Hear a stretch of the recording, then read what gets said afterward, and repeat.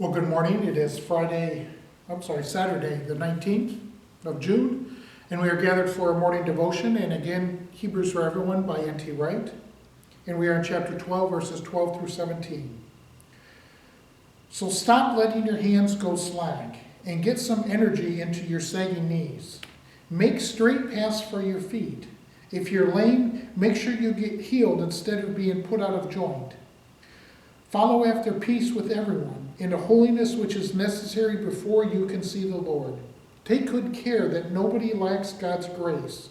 Don't let any root of bitterness spring up and cause trouble, defiling many people. No one must be immoral or worldly minded like Esau. He sold his birthright for a single meal. You know, don't you, that later on when he wanted to inherit the blessing, he was rejected? There was no way he could change his mind either, or Isaac's, even though he had wept bitterly in trying to do so. It was a moment of madness. A politician stood shamefully before the press. He had been caught out soliciting for sexual favors in a notorious part of town. His character was in ruins, his reputation in tatters. He would not get that senior job that he had coveted. There was no way back. His only excuse was for a moment he had taken leave of his senses. Treating that statement at face value, though many doubted it at the time, it seemed that one night he had made a disastrous, wrong decision and was now bitterly regretting it.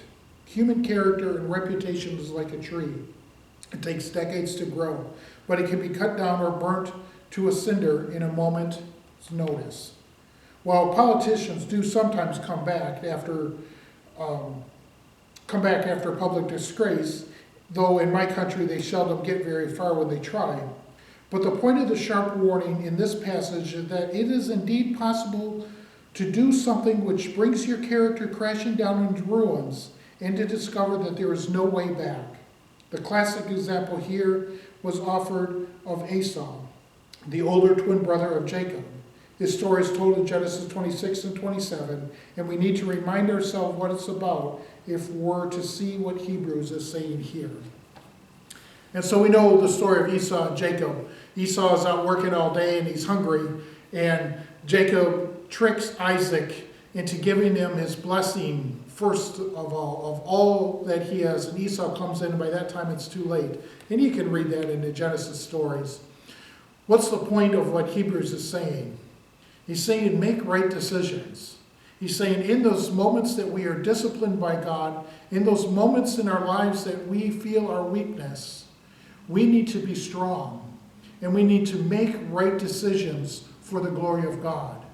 Now, one can interpret this passage and say once you make those decisions to go against God's will, you can't come back. And we should be leery of that because that's more of an earthly thing. We know God's grace and forgiveness is there and abundant for everybody. And so we need to be very cautious about saying those words. But the overarching theme here is to make right decisions. Make moral decisions. Make decisions that follow the will of God. Make decisions that follow the biblical principles. Make decisions that are for the good of God's kingdom. And we won't have to worry about all of the scandal and everything. But if we make right decisions, we are doing what God asks us to do. And we are living as right and true disciples of Jesus Christ. Amen.